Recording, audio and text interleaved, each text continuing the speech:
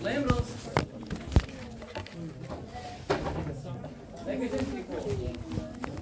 Investigação?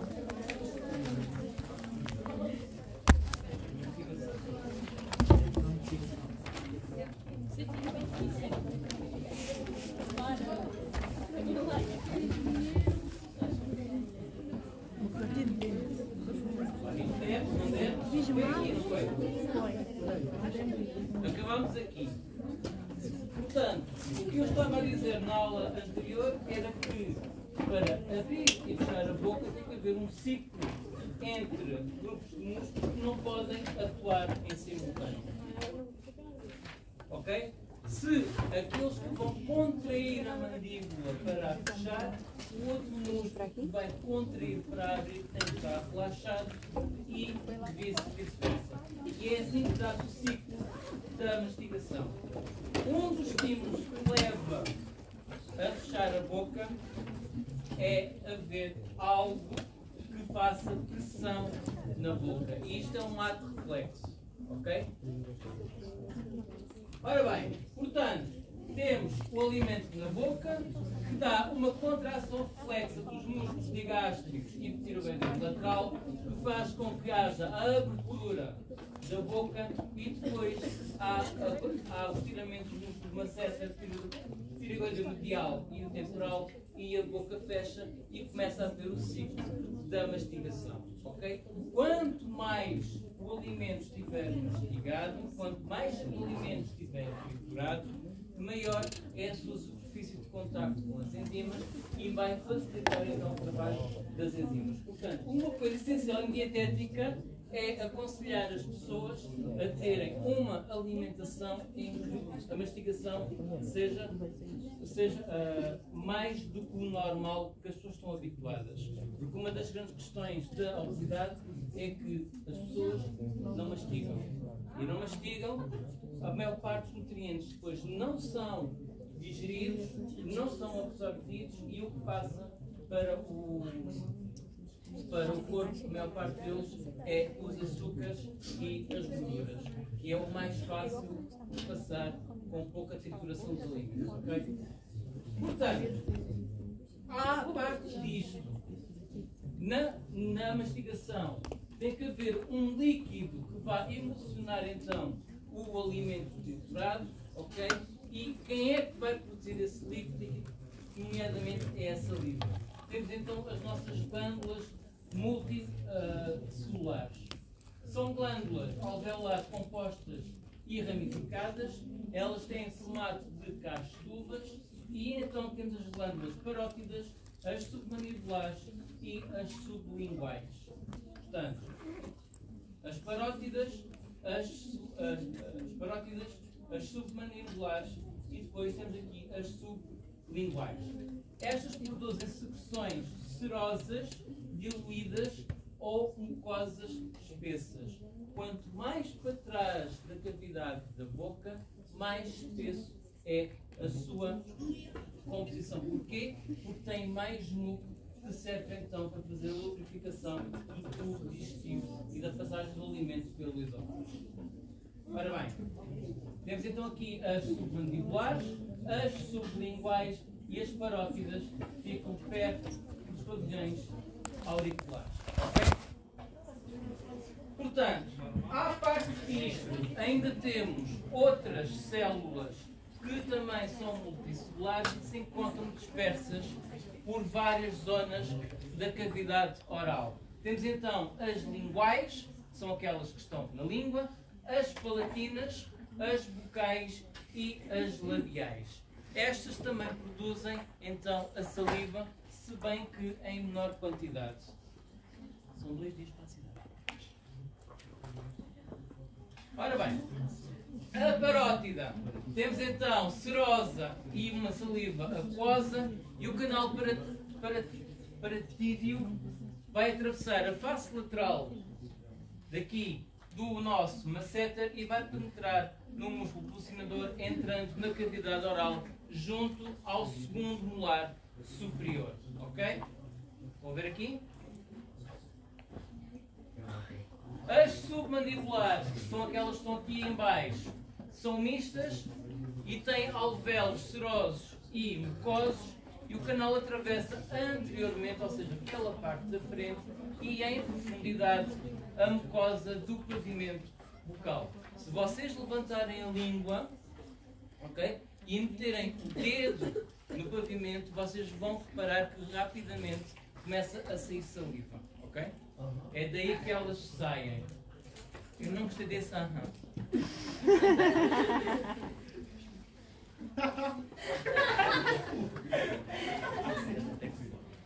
Depois, as sublinguais são aquelas que estão diretamente a que saem na raiz da língua, da parte do pavimento bucal. São mais pequenas, também são mistas e não possuem canais bem definidos. Se bem que pode ter até 10 a 20 pequenos canais onde emitem então a nossa saliva. Portanto, nós produzimos cerca de 1 litro a 1,5 litro de saliva por dia, ok? Não invalida que as pessoas tenham que beber no mínimo 2 ou 3 litros de água para o bom funcionamento dos rins e da hidratação. E a pressão aquosa contém a tal amilase salivar, que é a nossa enzima que vai degradar o quê?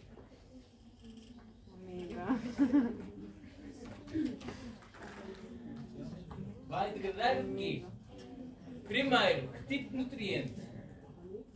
Hidrato de carbono. Os hidratos de carbono, muito bem. A seguir, o quê?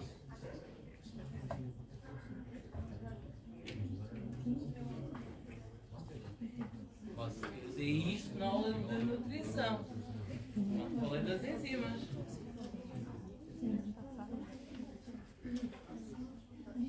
O amido que vai fracionar em maltose e isomaltose, ok?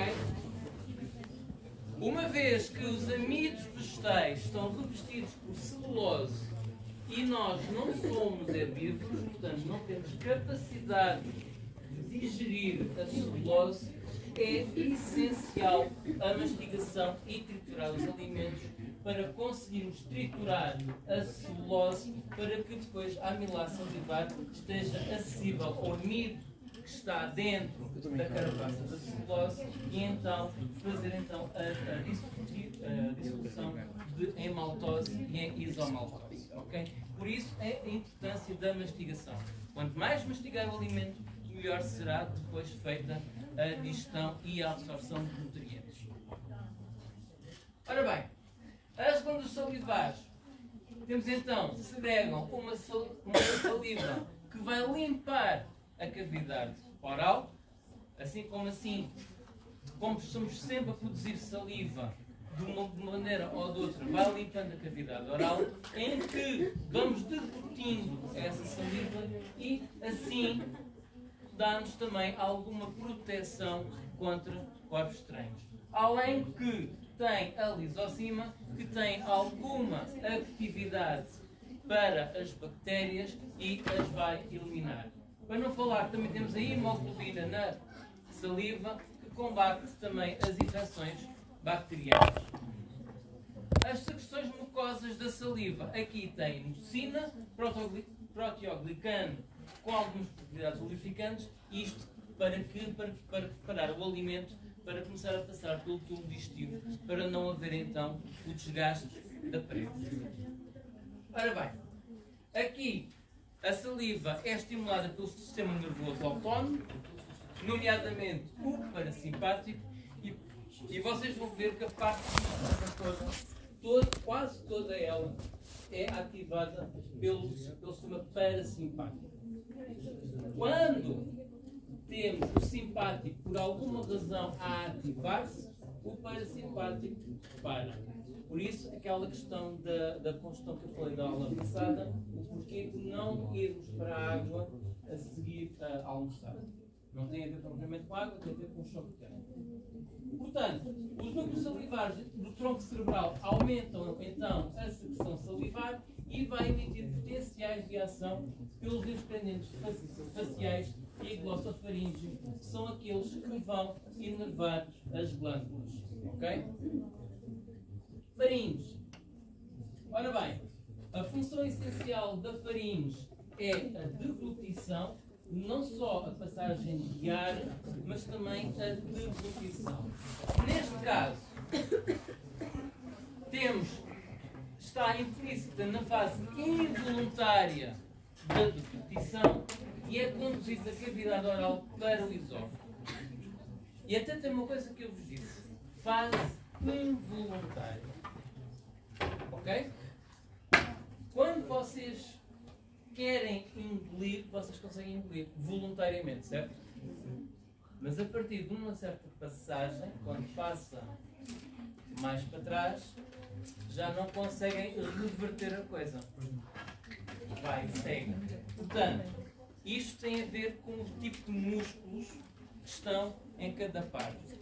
Enquanto temos que a cavidade oral e a parte inicial aqui da nossa orofaringe, temos todo um conjunto de 20 músculos esqueléticos que fazem a primeira parte da deglutição. A partir do momento que entra no esófago é músculo liso e aí já não temos controle voluntário da deglutição, ok? Portanto, esta parte é a parte involuntária da deglutição. Outra coisa, o palato mole, ao deglutir o alimento, vai evitar a entrada de conteúdo na cavidade oral para as fossas nasais. Portanto, esta parte aqui é fechada e a epiglote, que é a parte de baixo, e estes pregos vesiculares vão então ocluir a entrada do aparelho respiratório e assim vai-se evitar respirar ao mesmo tempo que estamos a engolir. Se não conseguir fazer isso, há o engasgamento, há o reflexo do engasgamento. Ora bem, já disse que tinha função na respiração, porque ele permite a passagem então das fossas nasais para a nossa traqueia, mas também tem a função de proteção, porque está sempre a gerar muco que vai proteger as paredes do tubo digestivo. Esófago.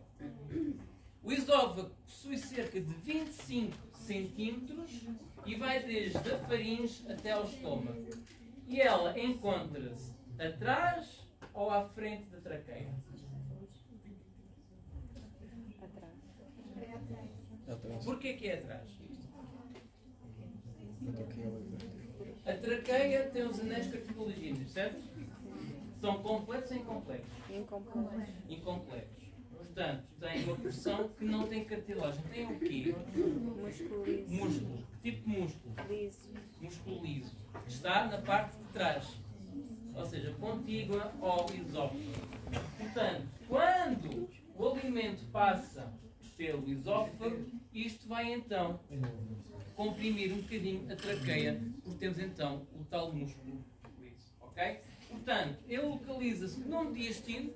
Portanto, localiza-se centralmente em relação ao tórax, é anterior às vértebras e posterior à traqueia. Aqui vai passar pelo hiato esofágico do diafragma e termina no estômago. Portanto, só o hiato do diafragma, ou seja, só aquela porção em que há a comunicação entre a parte torácica da parte abdominal, passam apenas a veia cava inferior, a aorta, nervos e o esófago. Não há mais comunicação nenhuma entre as pleuras e a cavidade abdominal. Se isso acontecer, é porque houve algum traumatismo e houve então uma hérnia do diafragma. Ora bem, aqui a camada muscular, a superior, temos então a parte do músculo esquelético, portanto é a parte que ainda é voluntária da deglutição. A partir daí é tudo músculo liso e então não temos controle sobre ele e começam então os movimentos peristálticos que nós já falámos. Há sempre presença de glândulas mucosas para produzir então o muco e este lubrifica o esófago e vai proteger então a fase esofágica da tal abrasão e vai permitir melhor a deslocação do bolo alimentar pelo tubo digestivo. Portanto, o peristaltismo então também vai fazer então a propulsão, ou seja, promove a progressão do bolo alimentar da faringe para o estômago, Se bem que há aqui uma coisa a favor desta direção. Que é qual?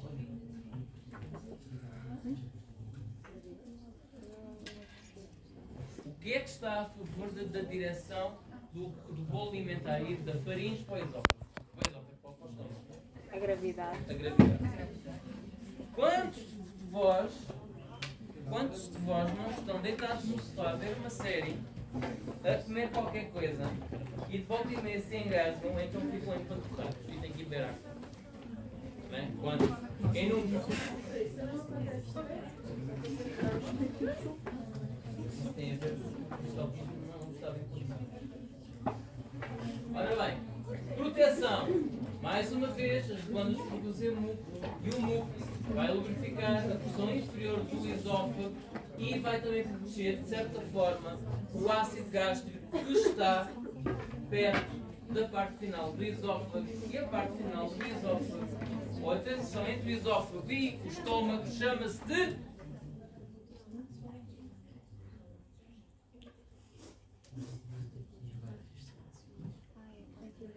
Como é que se chama o esfíncter, que é fisiológico, que fica entre o esófago e o estômago?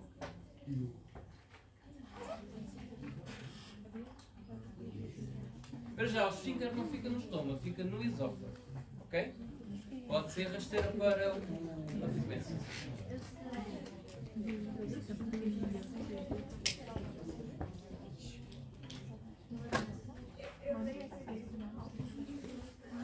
Eu vou pensar no manual que vocês nunca mais.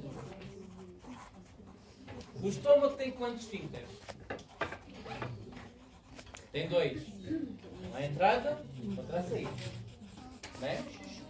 Tem dois. Enquanto que o primeiro fica entre o esófago e o estômago é fisiológico, o que vai do estômago para o duodeno é anatómico. Ok? Portanto, o que fica mais acima fica mais perto do quê? Do coração. Portanto, é o cardio. Ok? O outro está mais abaixo, fica mais perto do quê? Vou fazer um palavrão. Da pila. Portanto, é o pilórico. Nunca mais vão se esquecer dos nomes dos esfíncteres. Nunca mais. Ora bem, já falámos da faringe, falámos da faringe, falámos do esófago. Agora, como é que dá-se o início da deglutição? Em 3 fases. Temos então a fase cefálica, a fase faríngea e a fase esofágica. Ok? Temos só esta.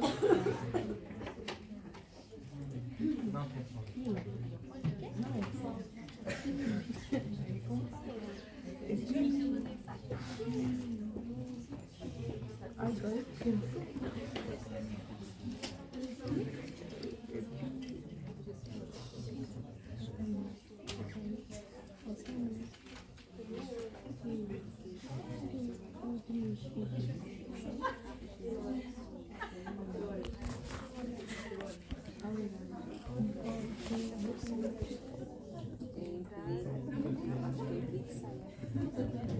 Bem, supostamente devia estar só.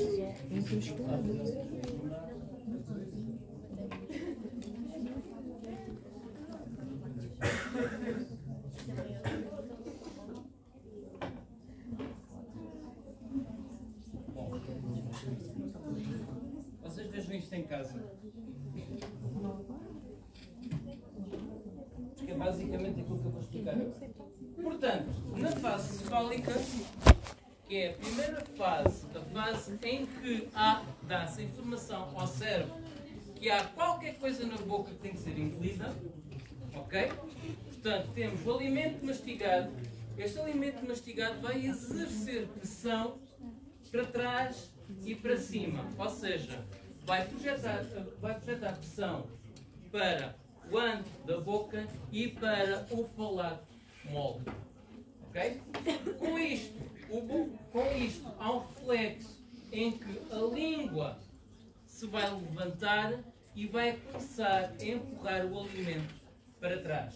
Portanto, o bolo é empurrado contra o palato duro e é forçado para entrar dentro da faringe.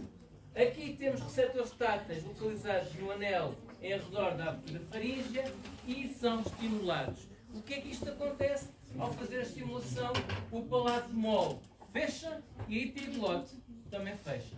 E a partir daqui dá-se o reflexo da deglutição. Ou seja, daqui os receptores táteis da orofaringe, os potenciais de ação vão pelo nervo trigêmeo e glossofaríngeo, vai então para o seu centro nevrálgico, que é o centro da deglutição, que se encontra no tronco cerebral, e aqui vai dar início a dar informação aos músculos pelos neurónios motores, que atravessam novamente o trigêmeo, o glossofaríngeo e agora também o vago e o espinhal, e fazem então a contração dos músculos esqueléticos e fazem então a passagem do bolo alimentar pela epiglote e pelo palato até à parte do esófago. Ok? Por último, quando o alimento já se encontra no esófago após a abertura da traqueia, temos então o plexo intramural, que vai controlar então as ondas peristálticas e vai conduzir então o alimento até ao estômago. Portanto, os receptores táteis vão enviar impulsos aferentes até ao bulbo raquidiano através do nervo vago, em que depois vai reforçar as contrações peristálticas, e isto demora entre 5 a 8 segundos. Lembram-se de ter falado do sistema nervoso entérico. Portanto, o sistema nervoso entérico já está a funcionar, mas ele envia sempre informação ao sistema nervoso central, que é para haver uma dupla regulação e dar então a confirmação de que sim, podem continuar a fazer o trabalho. Ok? Ora bem, resumindo, concluindo e baralhando.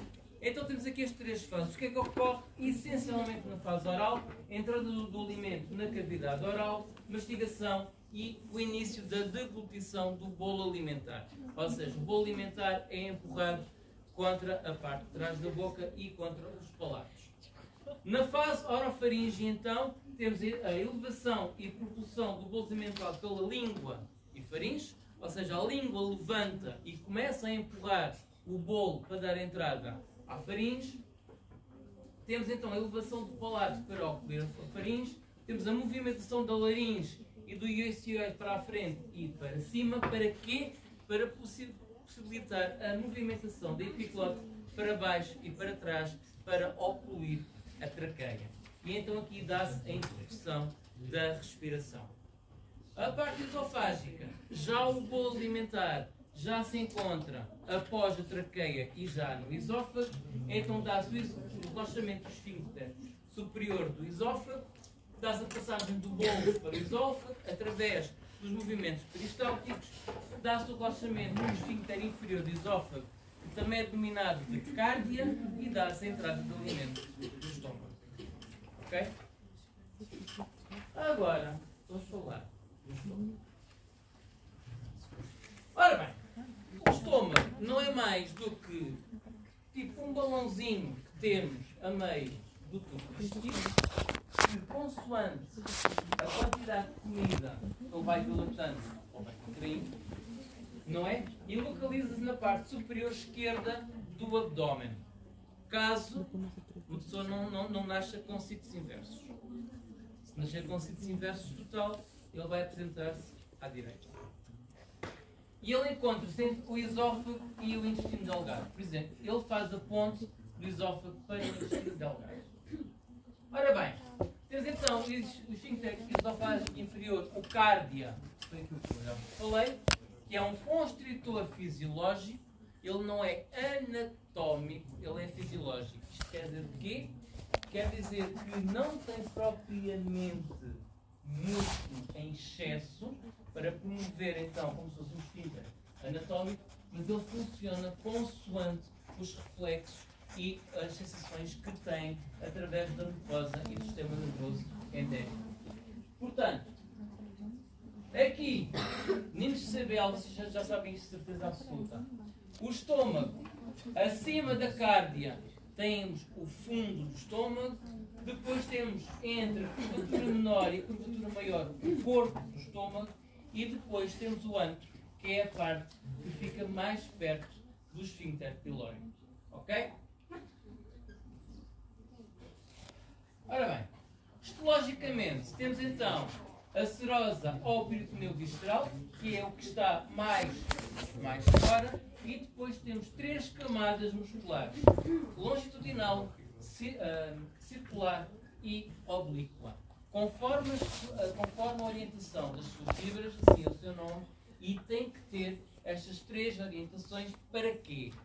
Para que haja movimentos peristálticos suficientemente fortes para conseguir misturar então os alimentos que estão no estômago.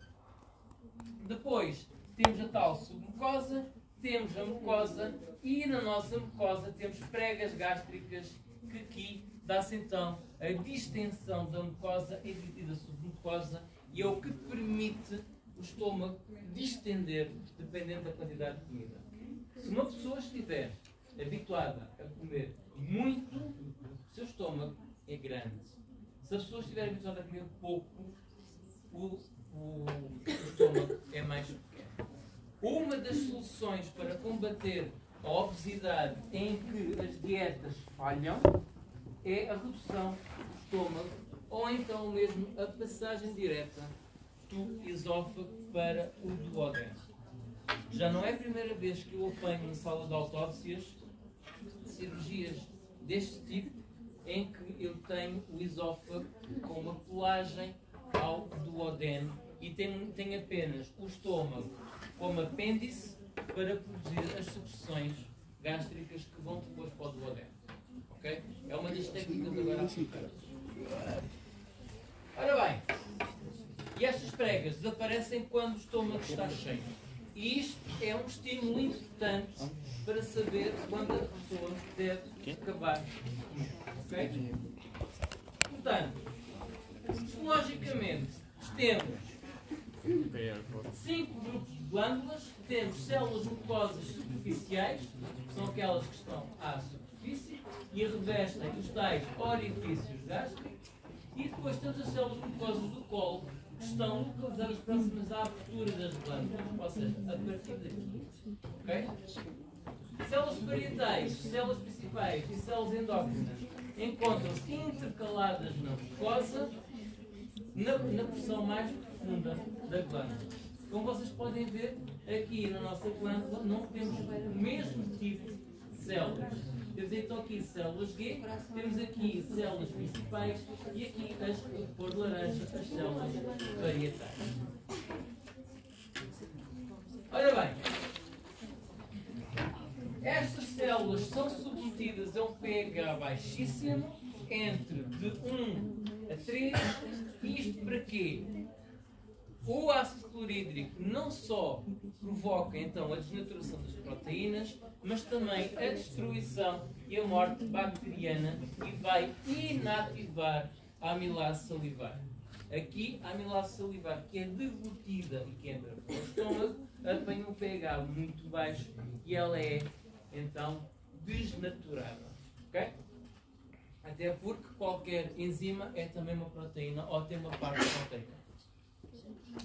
Ora bem, vai desnaturar as proteínas e vai permitir às enzimas proteolíticas aceder às ligações peptídicas para então dissociar então a proteína em aminoácidos. Aqui a pepsina só atua em meio muito ácido. Como vocês podem ver aqui, os vários tipos de células têm então a substância segregada e a estimulação para a sua libertação e a função da secreção. Células mucosas do colo produzem muco, que atua uma barreira física entre o lúmen e o epitélio. Portanto, é como se fosse um líquido que vai proteger estas células do conteúdo gástrico que está muito ácido. Contém também bicarbonato, para quê? Para tamponar o ácido, para não haver então degradação química das células. As células parietais são aquelas que vão emitir então o ácido clorídrico e o fator intrínseco. O fator intrínseco é importante, vai-se combinar com a vitamina B12 e isto vai permitir que ela seja absorvida. Se não houver fator intrínseco, não se consegue então absorver a vitamina B12 e vamos ter então uma avitaminose de B12. Ok? Depois temos células principais. Estas sim são aquelas que convertem em enzima pepsina e também uma outra enzima que é a lipase gástrica, que tanto uma que respectivamente vão digerir proteínas e lípidos. Temos as células D que vão segregar somatostatina, que vai inibir a secreção de excesso de ácido gástrico, e depois temos as células G que vão libertar gastrina, que vai estimular a secreção do ácido gástrico.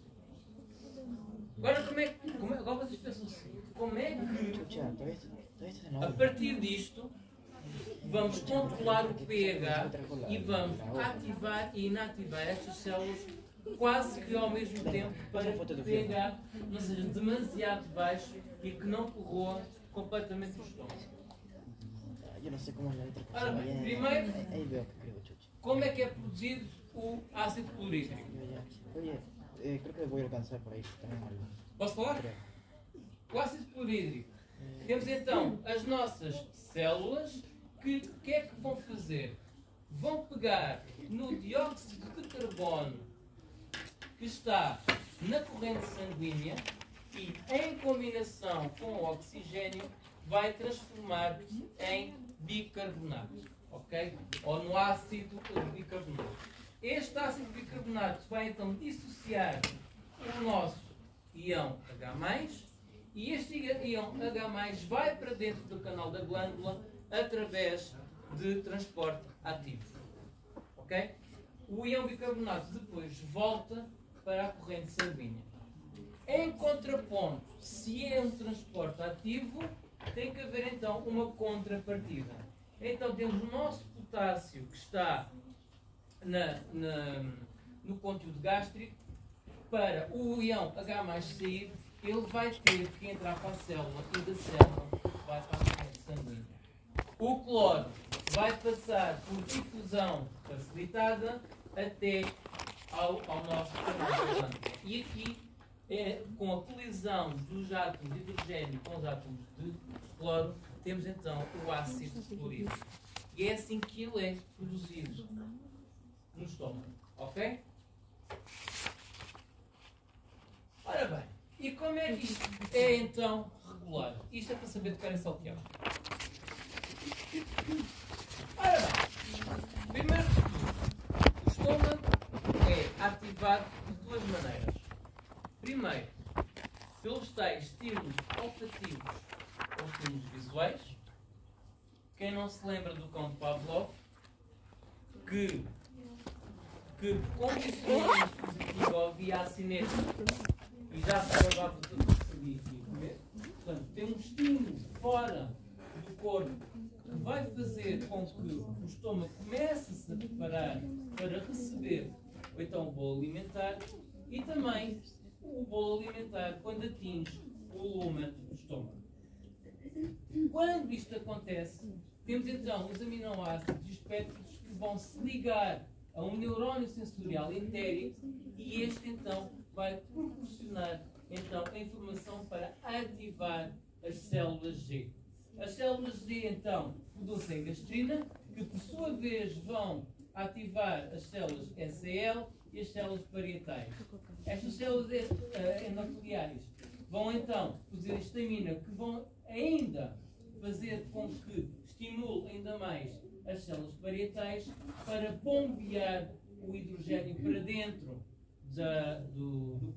para dentro do estômago, e então vai-se ligar com o ácido clorídrico, vai fazer o ácido clorídrico, vai diminuir o pH, que faz com que o pepsinogênio, que é então segregado pela célula principal, seja convertido em pepsina, e a pepsina é a nossa enzima que vai degradar proteínas. Ok? Temos uma parte apenas desta regulação. Portanto, aqui sabemos como é que é feito então o ácido clorídrico, como é que é baixado o pH e como é que é formada a pepsina. Problema, isto não pode continuar sempre. Ok? O que é que acontece? Quando temos um pH demasiado baixo, vai haver vai haver um feedback negativo que vai inibir a célula D e a célula D vai produzir a somatostatina que vai inibir a célula G, inibir a célula parietal e inibir a célula SCL. A célula SCL não vai produzir histamina e então a célula parietal deixa de bombear hidrogênio para dentro das glândulas gástricas. Por último, como também não temos gastrina, temos como a gastrina depois é baixa, aliás, chamada somatostatina é baixa, isto faz com que a célula principal também não vá bombear com pepsinogênio a glândula gástrica e como temos pouco pepsinogênio também vamos ter pouca ativação para a pepsina. Ok? Dúvidas em relação a isto? Não há dúvidas? Não querem que eu explique outra vez? Não? Com isto, são produzidas cerca de 2 a 3 litros de secreções gástricas, ok? E varia segundo a quantidade de alimentos ingeridos. Ou seja, se eu ingerir pouco alimento, claro que eu não vou produzir 2 a 3 litros de secreções gástricas, vou produzir muito menos. Se eu comer um belo cozido à portuguesa, em que eu chego ao final da refeição e tenho que desapertar o botão das calças porque não dá mais, né? Se calhar vou produzir 2, 3 litros, ou se calhar um bocadinho mais. E a digestão prolonga-se por mais tempo. Portanto, é mediado então pelos mecanismos nervosos, reflexos integrados do bulbo raquidiano, o tal estímulo pelo nervo vagal, que é dos estímulos visuais, e também porque já sabemos que vai a caminho alimentos para o estômago, e os reflexos locais, o reflexo intramural, que conseguem sentir aminoácidos e proteínas, que vai então ativar esta maquinaria toda. Okay? Também, mecanismos hormonais podem ativar o estômago, nomeadamente na gravidez. Quantas e quantas mulheres na gravidez têm aqueles desejos que muitas vezes a gente pergunta, mas que raio de combinação é que é essa? Às vezes, pelo mecanismo hormonal, faz com que as mulheres grávidas tenham apetites e então o estômago começa a trabalhar. Também podem ver em casa. Como é que é feita a regulação gástrica? É feita por 3 fases. Temos então a fase fálica, a fase gástrica e a fase intestinal. A fase fálica, temos então os tais odores, sabores visuais que vão provocar estímulos, nomeadamente na boca ou até pensar em comida, e isto faz com que haja então informação pelos nervos vagais. Os potenciais de ação parasimpáticos são conduzidos até ao estômago.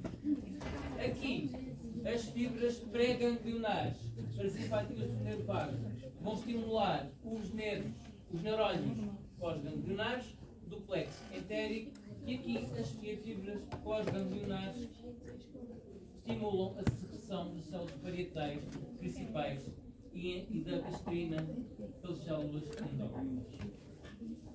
Por último, quando a gastrina entra em circulação e retorna ao estômago, estas vão também estimular as células parietais e principais. É como se fosse um feedback, um mini feedback positivo. Aqui, a estimulação parasimpática da mucosa gástrica vai produzir então a acetilcolina, que leva à produção de gastrina e de histamina. A gastrina é levada às células parietais para estimular a secreção de HCl e de pepsinogénio para converter em pepsina e para degradar então as proteínas em aminoácidos. A histamina é libertada pelas células endócrinas para estimular as células parietais para que elas façam mais então HCl. Ora bem, aqui uma ressalva. Eu disse que no sistema imunitário a histamina estava muito associada à quimiotaxia. Neste caso, não estamos a falar do mesmo tipo de histamina.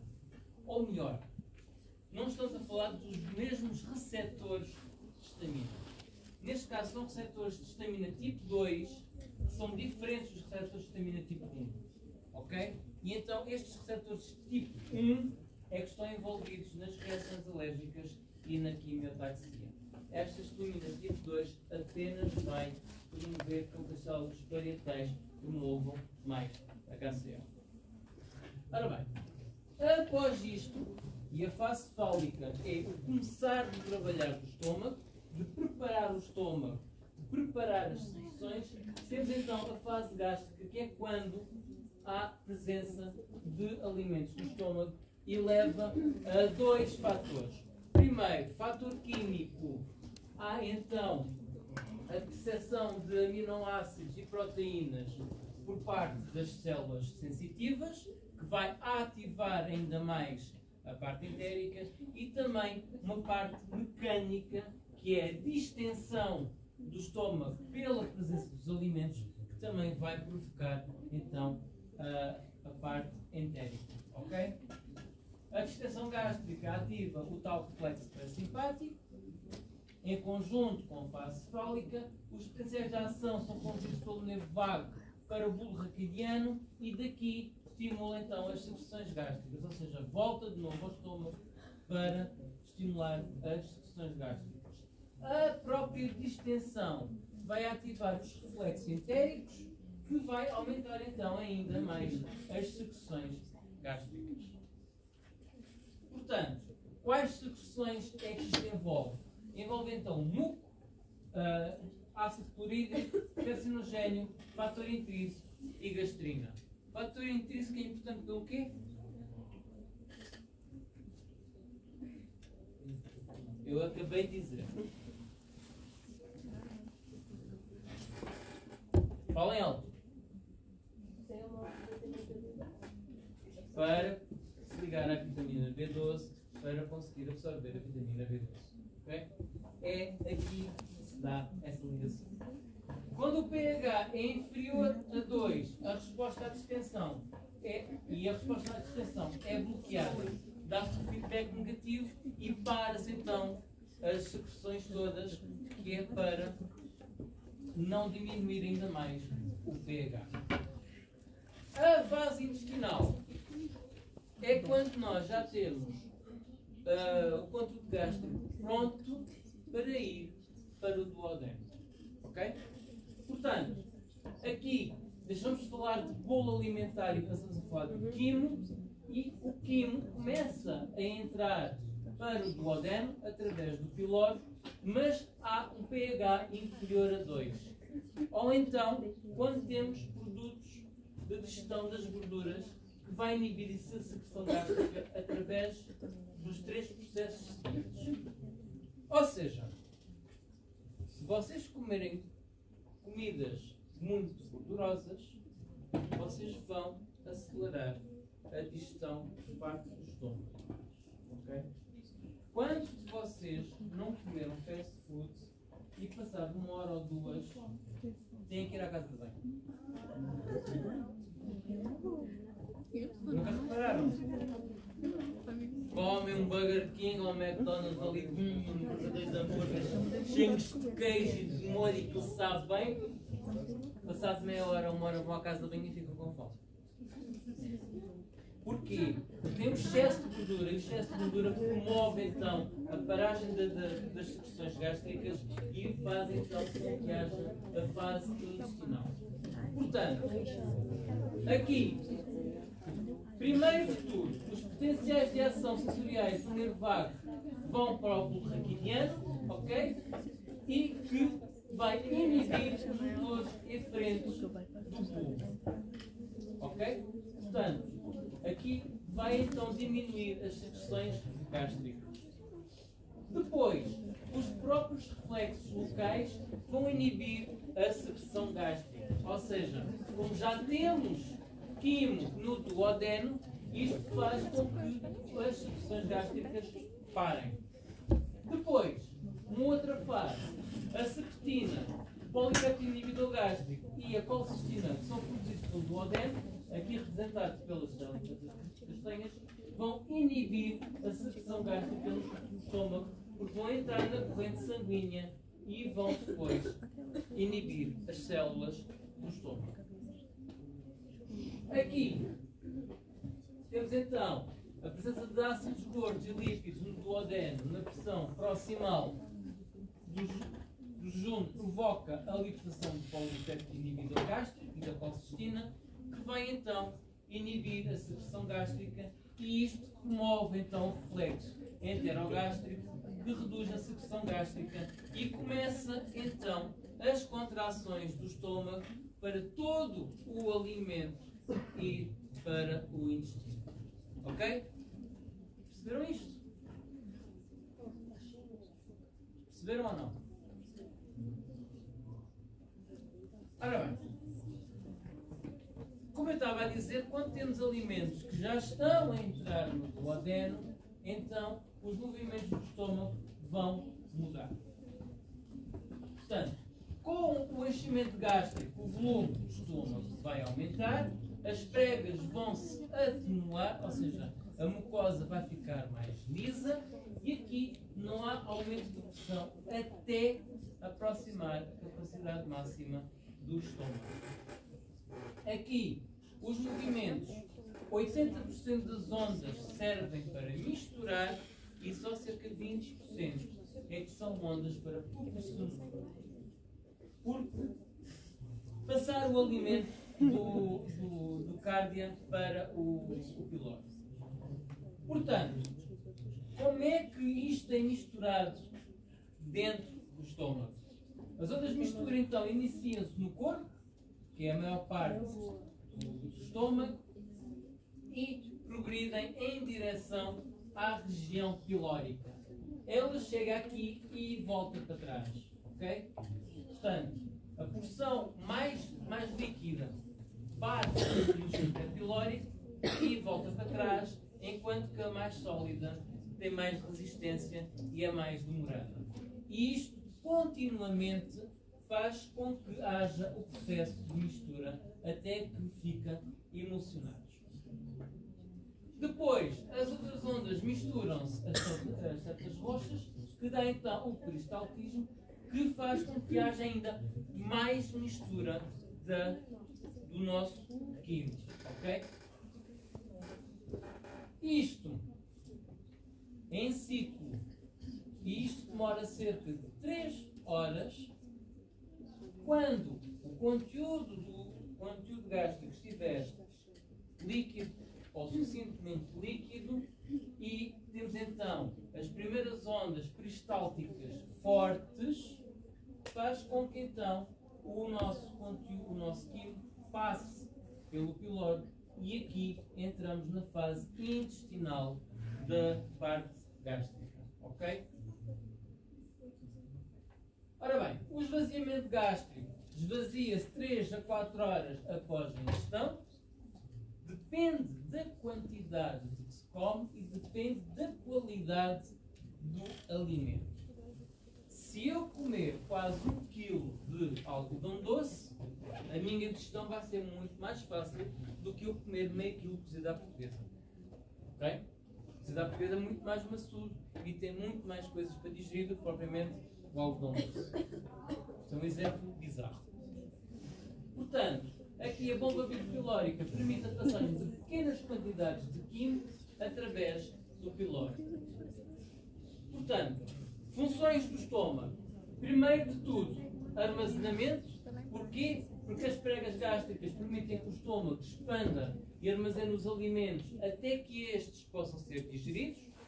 Temos depois a digestão, porque as proteínas iniciam então com a ação do ácido, a ação da pepsina, que vai então fracionar as proteínas em aminoácidos. O fator intrínseco impede o desdobramento da vitamina B12 e é ela que permite que depois esta vá para a corrente sanguínea. Temos depois a absorção. Sim, no intestino já começamos a absorver nutrientes, nomeadamente água, álcool e aspirina. Ok? O álcool é altamente difusor. Por isso é que o álcool é medido nas operações de stop. Porquê? Como ele é altamente difusor e a partir do estômago entra logo para a corrente sanguínea, a corrente sanguínea leva para o fígado e o fígado leva para o coração e o coração leva para onde? Não volta para trás. Para o pulmão. Para o pulmão. E o álcool, algum álcool sai por aí. Ok? É por isso que vocês têm o bafómetro e que bufam para lá para saber a taxa de alcoolemia. Né? As análises clínicas do álcool, quando a coisa está muito dúbia e mandam para o hospital fazer análises clínicas, é retirar sangue após 24 horas. Porquê? Não, CBL.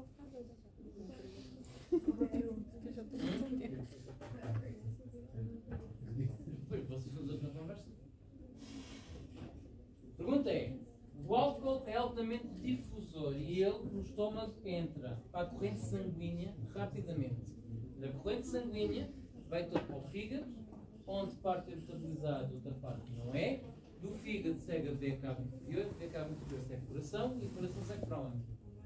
Pulmões. Okay? Por isso é que o método de detecção nas operações de stop é pelo bafómetro e vocês bufam para lá e dá-vos a taxa de álcool.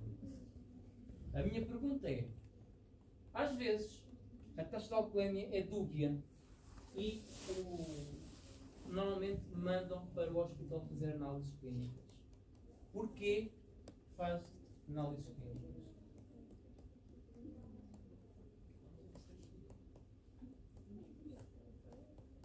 Porquê?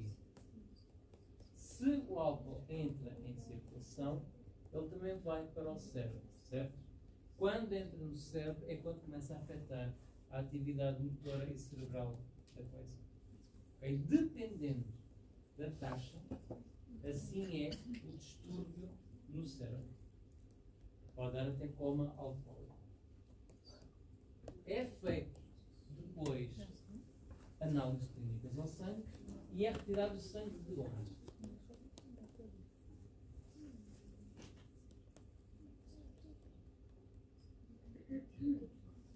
De onde é que é tirado o sangue? Das veias ou das artérias? Das veias. Porquê das veias e não das artérias? Porque é o quê? Digam, não tenham medo. Porque se vier das artérias, nós temos o sangue demasiado concentrado com o álcool. Porque depois de passar o pulmão, volta novamente para o coração e vai para a circulação sistémica. No pulmão é perdido pouco álcool para o ar. Portanto, grosso modo, o álcool continua no sangue. Se eu for tirar sangue da artéria, estou a tirar sangue que tem álcool que ainda não foi para as células. Se ainda não foi para as células, esse álcool ainda não foi metabolizado. Portanto, tem uma taxa de alcoolemia superior àquela que eu quero.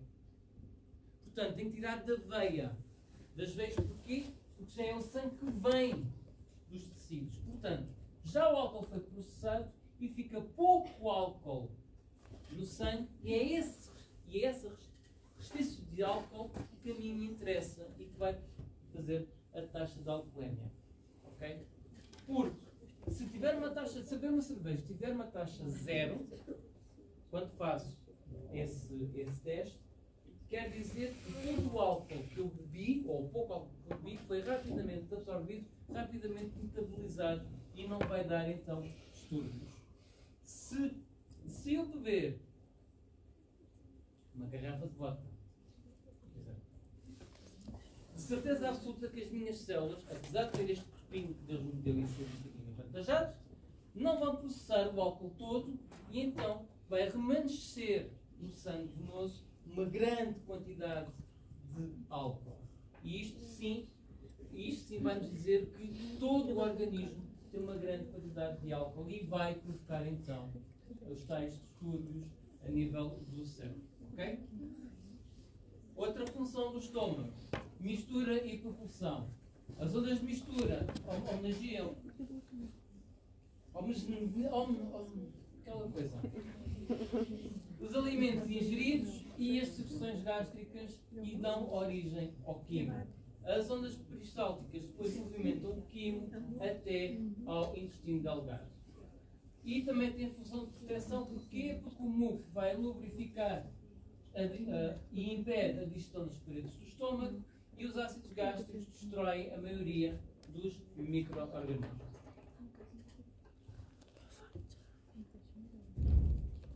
Eu não devia ter dado isso em 3 aulas. Eu estou no intestino delgado e não me deu fígado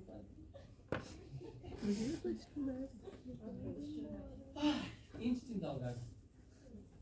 Divide-se em 3 partes: duodeno, íleon, jejuno e íleon. Ok? O duodeno é a primeira porção do intestino delgado e contém cerca de 25 centímetros. O jejuno corresponde apenas a 1/5 do comprimento do intestino delgado, enquanto o íleon corresponde a 3/5 do comprimento do intestino delgado. O intestino delgado pode ter entre 4,6 a 9 metros de comprimento. Se fôssemos a abrir o intestino, contabilizar a área das vilosidades, contabilizar a área das microvilosidades, e isto dava, em termos da área, 2 campos médios. Ok? É uma superfície muito grande. Portanto, aqui o fígado e o pâncreas encontram-se ligados ao duodeno. Okay? É nesta parte em que as secreções hepáticas e secreções pancreáticas entram para dentro do intestino delgado. Portanto, aqui ocorre a maior parte da digestão e da absorção e dá a entrada de cerca de 9 litros de água para da ingestão e das secreções das glândulas para o tubo digestivo. O que é que isto quer dizer?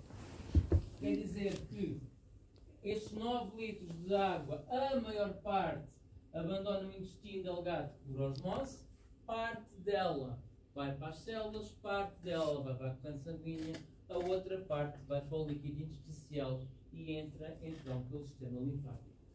Uma pequena quantidade apenas desses 9 litros de água que passa por todos os intestinos, apenas meio litro a 1 litro é que passa pelo cólon e é absorvida no cólon. Okay?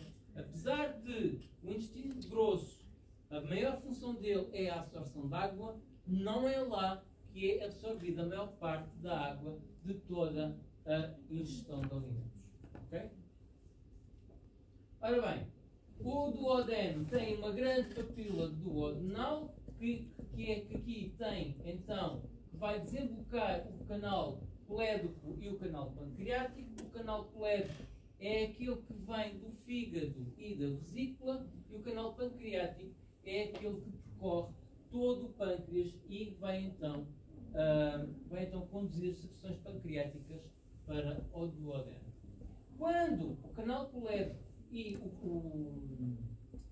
o canal pancreático se fundem-se formando uma ampola que é denominada de ampola de Vater. Ok? E só depois é que desemboca para a grande papila do duodenal. Se vocês repararem, aqui o pâncreas tem um outro canal mais pequenino que também dá a entrada no duodeno. Este é o pequeno orifício, a pequena papila duodenal, ou também denominada de esfíncter de Oddi. Ok? E porquê que isto tem, porquê que o pâncreas não apenas liberta o suco pancreático só aqui? Porque tem que libertar um bocadinho mais acima.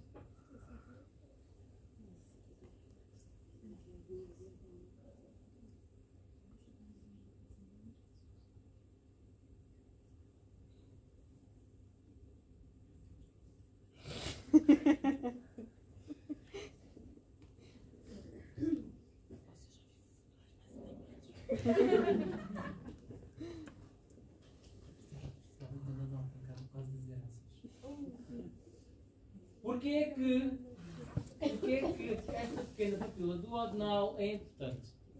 Uma anastomose, não. Não. O conteúdo gástrico, quando passa para o intestino, ele vem como? Extremamente ácido. O duodeno não suporta pHs baixos. O que é que o pâncreas produz além de enzimas?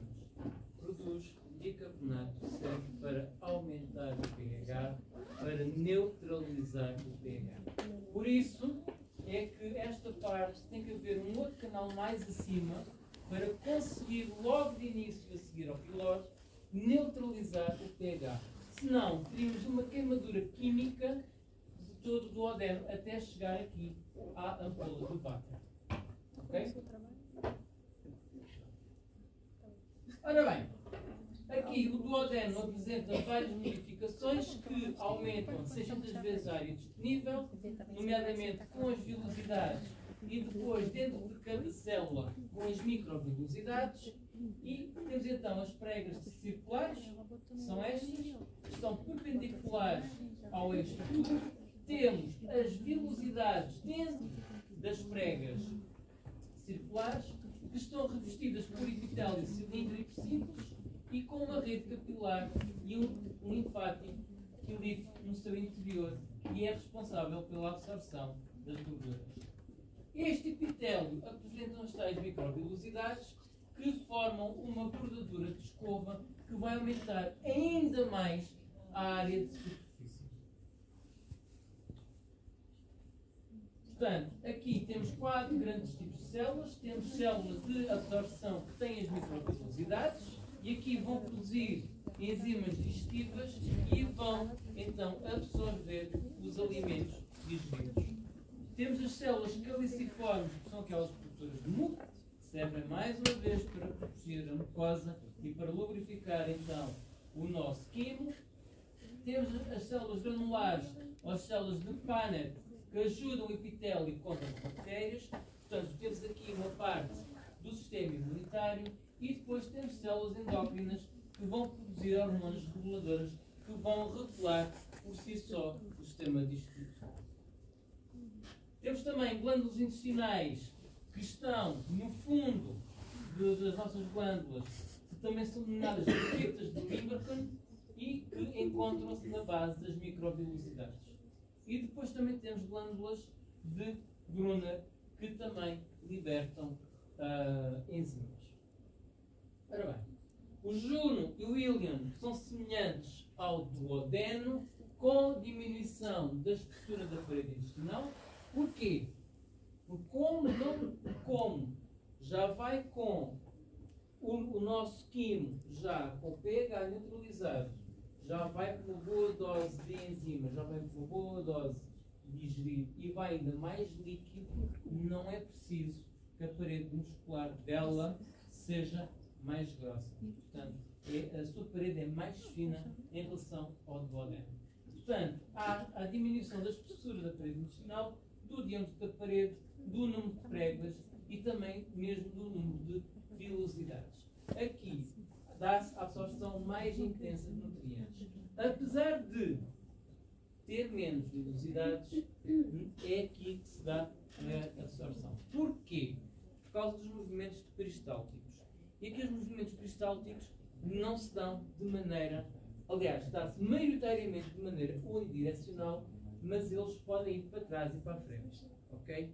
E isto pode demorar entre 8 a 10 horas. Ok? Portanto, aqui as placas de Peyer estão perto da junção iliossecal com os fins iliossecal e com o iliossecal e tem a tal função do sistema imunitário que eu vos falei na altura e também vos falei no sistema linfático. Ora bem, intestino delgado, secreções, produz secreções como muco, aliás, todo o intestino produz muco, produz também eletrólitos e água com a função de proteger a parede intestinal, nomeadamente servir de tampão para o pH e manter o químico intestinal no estado líquido para facilitar a digestão e também produzidas pelo intestino, fígado e pâncreas, enzimas que vão ainda digerir mais os alimentos. A mucosa intestinal também vai produzir enzimas, mas ficam à superfície do epitélio intestinal. As glândulas duodenais intestinais e as células caliciformes produzem uma grande quantidade de muco. A secretina e a colecistoquina estimulam as secreções hepáticas e pancreáticas, que são as tais hormonas, e nas microvelocisidades são produzidas as disacaridades, as peptidases e as nucleases. O que é que as disacaridades digerem? Os dissacáridos, muito bem. As peptidases, não a proteína, mas as partes péptidas que depois vão dividir em aminoácidos. E as nucleases? Ácido nucleico? O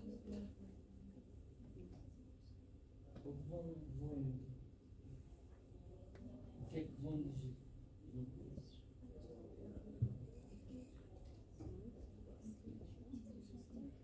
Ácidos nucleicos, sim. E é o quê? Que é um hidrato de carbono, não é?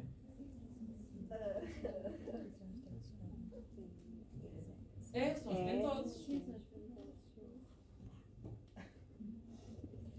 Ora bem, o movimento do intestino delgado.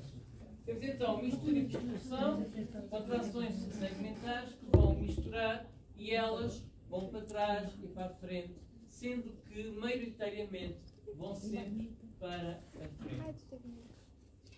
Percorrem 1 cm por minuto e podem demorar 3 horas a percorrer o piloro até à junção iliossecal.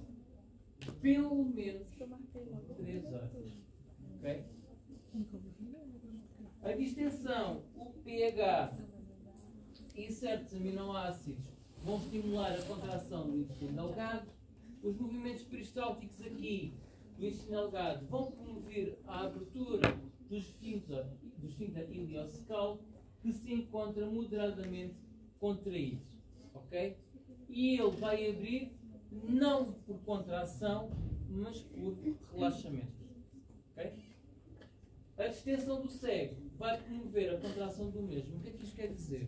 Quer dizer que a primeira porção do intestino grosso, que é o cego que está imediatamente antes do cólon ascendente, quando sente que tem ali já conteúdo intestinal, faz com que ele comece então os movimentos peristálticos para conduzir os alimentos já digeridos e já parte absorvidos para ascender o cólon ascendente. Portanto, funções do intestino delgado. Neutralização. Os iões bicarbonatos provenientes do pâncreas e da bilis vão então funcionar de tampão para neutralizar o ácido também do estômago. Digestão. Enzimas do pâncreas e da mucosa intestinal vão completar então o desdobramento das moléculas alimentares. Aquelas que ainda não foram são são agora digeridas e depois os seios biliares vão emulsionar as gorduras. Essas gorduras vão passar então para os esquilíferos. A absorção através dos pregas circulares, vilosidades e microvilosidades, que isso vai aumentar a área de absorção. A maioria é absorvida ativamente ou passivamente, dependendo das concentrações de um lado, das concentrações do outro e do tipo de nutriente. A maioria da água ingerida ou presente nas secreções do tubo é absorvida e é passada através de osmose. Mistura e propulsão. Lá está, as contrações segmentares misturam o quimo, as contrações peristálticas dirigem o quimo para o intestino grosso. Excreção. A bilis proveniente do fígado contém bilirrubina, colesterol, gorduras e hormonas lipossolúveis. Parte delas são tóxicas e vão com o resto dos alimentos até às fezes e são excretadas do corpo. As outras ajudam então a emulsionar a gordura e a gordura então entra para os esquilíferos. Por último, proteção. Mais uma vez, o muco protege as paredes e também as placas de parede protegem proteção contra os micro-organismos. E hoje ficamos por aqui. E pela primeira vez, eu dou esta aula 3 vezes, não em 2. Pela primeira vez. É mau. É mau. Podemos acelerar noutras aulas. É mau. A gente tem imagem interessante. Hã?